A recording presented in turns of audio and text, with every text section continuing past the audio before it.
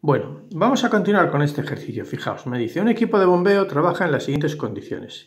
Y me da una serie de características. Me dice el caudal de elevación, me dice que la tubería es de fundición y me dice C igual a 100 utilizando Hazen-Williams. Bueno, este dato es como si me diese F para utilizar Darcy-Weisbach. Lo que me está diciendo es que no utilice para el cálculo de las pérdidas de carga la fórmula de Darcy, sino que utilice la de Hazen-Williams. Me da los rendimientos de la bomba y del motor, que son respectivamente 0,8 y 0,9. Me da los diámetros de la tubería de aspiración y de impulsión. La aspiración siempre el diámetro mayor que el de la impulsión. Me dice incluso la altura de aspiración y su longitud, y la altura de impulsión y su longitud. Y con esa información me dice, pues bien, vamos a calcular las pérdidas de carga en la aspiración si hay una válvula de pie con colador y una curva de 90. Esto significa que me está diciendo, mira, yo te estoy dando datos para que calcules las pérdidas de carga continua, pero también me vas a calcular las pérdidas de carga singulares. Y para ello me da, en la nota que os pongo aquí, me dice válvula de pie con colador 250 diámetros y curva de 90 30 diámetros. ¿Qué me está diciendo? Que con estos datos puedo calcular la longitud virtual, recordar cómo calculábamos las pérdidas de carga singulares. Puedo calcular una longitud virtual que equivale a 250 el diámetro de la aspiración y ya tenemos parte de las pérdidas de carga en la aspiración. Pero luego tendré también que considerar las pérdidas de carga que se me producen como consecuencia del efecto de la temperatura, que me está diciendo que está a 30 grados el agua, y como consecuencia de las pérdidas de carga que se me producen en la altitud, a 1200 metros de altitud. Ya no estoy hablando de máxima altura de aspiración 10,33 metros a nivel del mar, 4 grados centígrados. No, estoy a 1200 metros de altitud, no a nivel del mar. Y no estoy con un agua a 4 grados, sino a 30 grados centígrados. Luego, ojo al efecto de la presión de vapor, que será diferente. Y también las densidades no serán las mismas o los pesos específicos. Me pide también calcular las pérdidas de carga en la impulsión. Me dice que hay una serie de elementos singulares, en concreto una válvula de compuerta, que tiene 45 diámetros, una válvula de retención, que equivale a 100 diámetros, y dos curvas de 45, que equivalen a cada curva a 30 diámetros. Luego, lo mismo que antes, me está dando datos para poder calcular no solo las pérdidas de carga continuas en este tramo, porque conozco el diámetro y la longitud, sino las pérdidas de carga singulares en estas piezas, compuerta, válvula de retención y las curvas. Una vez que conozco estos datos, estoy en condiciones de calcular la altura manométrica. Y conocida la altura manométrica, que me la pide, estoy en condiciones de calcular la potencia del equipo de bombeo, porque me ha dicho el rendimiento del conjunto era el 65%. Vamos a calcular las pérdidas de carga en la aspiración. Fijaos.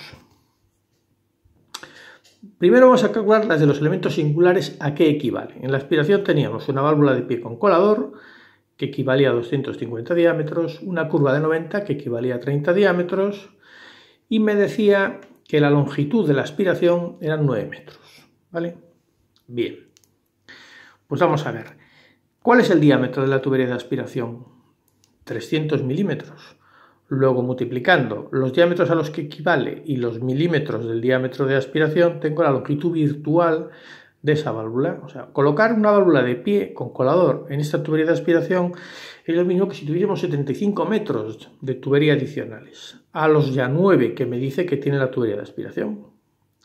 Pero además hay una curva de 90 grados que significa, como hicimos antes, 30 diámetros a los que equivale, que es dato del problema, por los 300 milímetros de diámetro por 9. O sea, perdón, por 0,3 los 300 milímetros de diámetro, y me da 9. Luego, 75 más 9 serán las pérdidas, la longitud virtual producida por estas pérdidas singulares, más la propia tubería de aspiración, que tiene 9 metros de altura, de longitud, perdón. Luego, 75 más 9 es la longitud virtual de la tubería de aspiración. Fijaos, ¿qué quiere decir esto? Que una tubería de aspiración que medía 9 metros, solo por el mero hecho de colocarle una válvula de pie y una curva, ya no son el equivalente a 9 metros. Equivale a 9 metros más 75 más otros 9.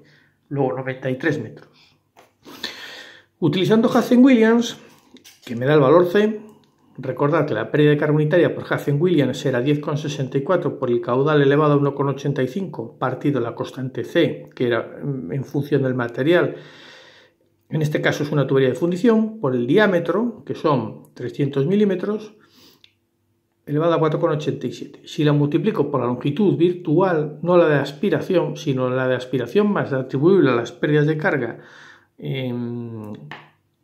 como consecuencia de esas piezas especiales, pues tendremos la pérdida de carga en la aspiración. Y me sale 0,18 metros. Pero os he dicho también que teníamos que tener en consideración las pérdidas de carga que nos aparecían como consecuencia del fenómeno de la temperatura y como consecuencia del fenómeno de la altitud. Fijaos, la temperatura me dice que es el agua a 30 grados. A 30 grados la presión de vapor son 0,429. Si 0,0429 kilos centímetro cuadrado es la tensión de vapor y la densidad 0,996 toneladas metro cúbico. Luego, como consecuencia de las tablas, veo que la tensión de vapor es 0,0429 kilos centímetro cuadrado. Esto es ir a la temperatura y ver el valor que alcanza la tensión de vapor para esa temperatura. Y esto significa que esos 0,49 kilos centímetro cuadrado, ¿a cuántos metros equivalen? Pues dividiendo por el peso específico, que a 30 grados es 0,996 toneladas metro cúbico, y pasando los kilos a tonelada y los centímetros cuadrados a metros cuadrados, obtengo el valor en metros.